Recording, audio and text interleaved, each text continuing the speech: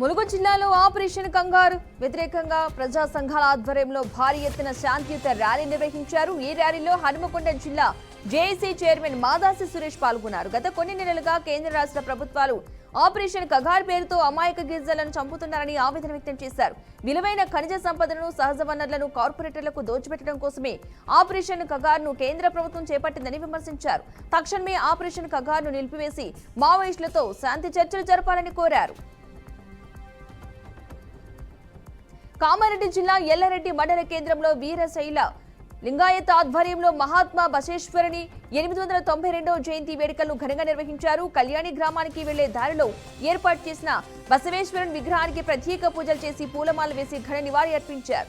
నాటి సమాజంలో కుల వ్యవస్థ, వర్ణ విభేదాలను, లింగ వివక్షతను తీవ్రంగా వ్యతిరేకించిన అభ్యుదయవాదని కొనియాడారు. ఖమ్మం జిల్లా బోన్కల్ మండలంలో మాజీ జిల్లా పరిషత్ చైర్మన్ కమల్ రాజు సమావేశం నిర్వహించారు. ఎలికతుర్తి సభను విజయవంతం చేసిన పార్టీ శ్రేణులకు, మిత్రులకు పేరు పేరున ధన్యవాదాలు తెలిపారు.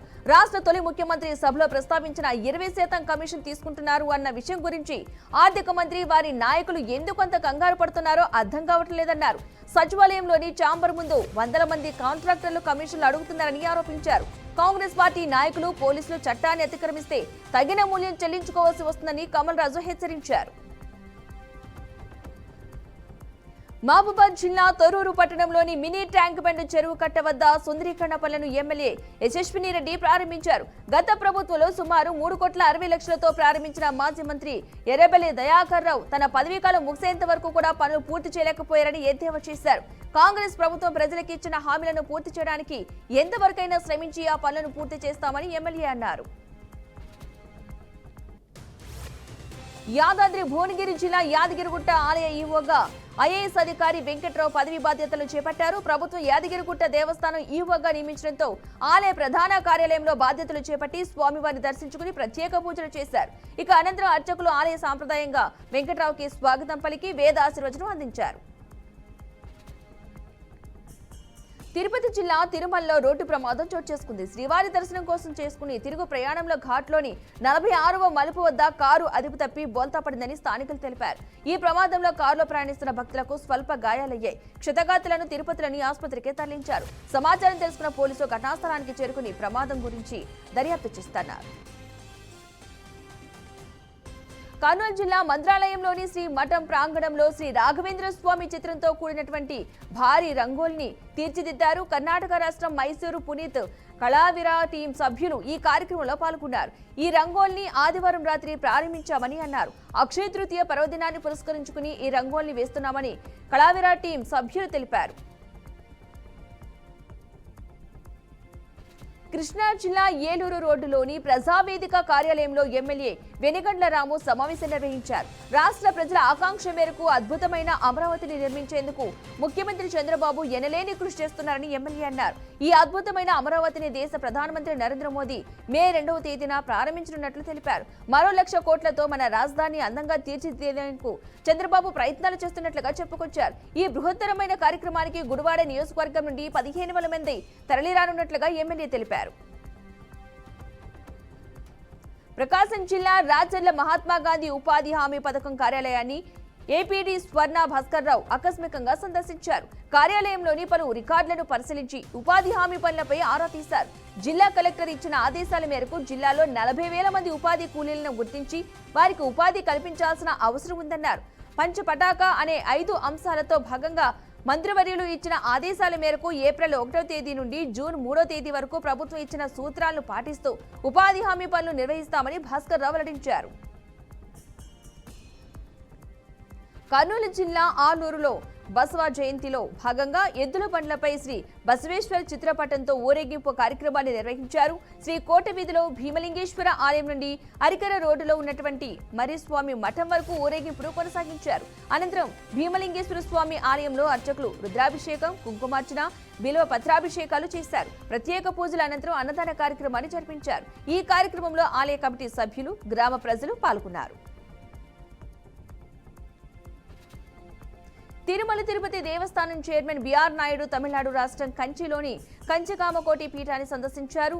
జగద్విఖ్యాతమైన కంచిపీఠం ఉత్తరాధికార శ్రీ శ్రీ శ్రీ సత్య చంద్రశేఖరేంద్ర సరస్వతి స్వామి శిష్యరికాన్ని స్వీకరించి శుభాభినందనలు తెలిపారు. విజయేంద్ర సరస్వతి స్వామికి, సత్య చంద్రశేఖరేంద్ర సరస్వతి స్వామికి టీటీడీ తరపున పట్టు వస్త్రాలను సమర్పించారు. స్వామీజీలు టీటీడీ చైర్మన్ బిఆర్ నాయుడుకు వేదాశీర్వచనం అందించారు. అనంతరం కామాక్షి అమ్మవారి ఆలయాన్ని సందర్శించి అమ్మవారిని దర్శించుకున్నారు. భారత ప్రధాని నరేంద్ర మోదీ రష్యా పర్యటన రద్దయింది. పాక్తో ఉద్రిక్తతలు నెలకొన్న నేపథ్యంలో మోదీ పర్యటన రద్దయినట్లుగా సమాచారం. మే 9వ తేదీ మాస్కోలో జరగాల్సిన విక్టరీ డే వేడుకలను ప్రధాని మోదీ బదులు భారత దౌత్య ప్రతినిధి హాజరవుతారని క్రెమ్లిన్ వర్గాలు తెలిపాయి. రెండో ప్రపంచ యుద్ధంలో నాజీ జర్మనీ మీద సోవియట్ యూనియన్ విజయానికి గుర్తుగా రష్యా ప్రతి ఏటా మే 9వ తేదీన విక్టరీ డేగా నిర్వహిస్తూ ఉంటుంది. ఈ ఏడాది 80వ వార్షికోత్సవంలో భాగంగా పలు ప్రపంచ దేశాల అధినేతలకు ఆహ్వానం పంపింది. అందులో భారత ప్రధాని నరేంద్ర మోదీ కూడా ఉన్నారు. కేంద్రం సంచలన నిర్ణయం తీసుకుంది. రాబోయే జనాభా లెక్కల్లో కులగణన చేస్తామని ప్రకటించింది. కేబినెట్ తీసుకున్న నిర్ణయాలను కేంద్ర మంత్రి అశ్విని వైష్ణవ్ ప్రకటించారు. జనాభా లెక్కలతో పాటు కులగణనను చేర్చాలని రాజకీయ వ్యూహాల కేబినెట్ నిర్ణయించినట్టుగా వెల్లడించారు. కొన్ని రాష్ట్రాలు రాజకీయ సాధనంగా కులగణన నిర్వహించాయని, రానున్న జనాభా లెక్కలతో పాటే కులగణన చేయాలని కేంద్ర కేబినెట్ నిర్ణయించిందని చెప్పారు. ఇక సిల్చార్ షిల్లాంగ్ కారిడార్ కు కేబినెట్ అయితే ఆమోదం తెలిపినట్టుగా తెలుస్తోంది. పహల్గామ్ ఉగ్రదాడి నేపథ్యంలో భారత్ పాకిస్తాన్ సరిహద్దులో ఉద్రిక్త పరిస్థితులు నెలకొన్నాయి. ఈ క్రమంలో పాక్ గగనతలంపై మన దేశ విమానాల రాకపోకలపై నిషేధం విధించడంపై భారత్ కూడా ధీటుగా స్పందించింది. పాక్ విమానయాన సంస్థలకు మన గగనతలాన్ని మూసివేసింది. ఇందుకు సంబంధించి నోటం జారీ చేసింది. పహల్గామ్ ఉగ్రదాడితో ఏ క్షణమైనా భారత్ తమ దేశంపై దాడి చేసే అవకాశం ఉండవచ్చనే భావనతో ఇటీవల పాక్ మన విమానాల రాకపోకలపై నిషేధం విధించింది. దాయాదికి బుద్ధి చెప్పేందుకు భారత్ సైతం ఇటీవల పలు కీలక నిర్ణయాలు తీసుకుంది. ఉత్తరాఖండ్ లో అక్షయ తృతీయ పర్వదినంలో భాగంగా చార్ధామ్ యాత్ర ప్రారంభమైంది. ఉత్తరకాశీ జిల్లాలోని గంగోత్రి, యమునోత్రి ఆలయ ద్వారాలను వేద మంత్రాల నడుమ తెరిచారు. ఈ సందర్భంగా ముఖ్యమంత్రి పుష్కర్ సింగ్ ధామి భక్తులకు శుభాకాంక్షలు తెలిపారు. ఈ యాత్ర సనాతన ధర్మం, భక్తి, విశ్వాసం, ఆధ్యాత్మిక భావోద్వేగాలకు ప్రతీకగా నిలుస్తుందన్నారు. ఈ రోజు పల్లకీ ప్రయాణం భైరవ ఘాట్ నుండి గంగోత్రి వరకు కొనసాగుతుందని అన్నారు. పల్లకీ ప్రయాణం అనంతరం వేద మంత్రాలతో ఆలయ ద్వారాలు తెరవబడతాయని తీర్థ పురోహిత రాజేష్ సమ్యాల్ తెలిపారు.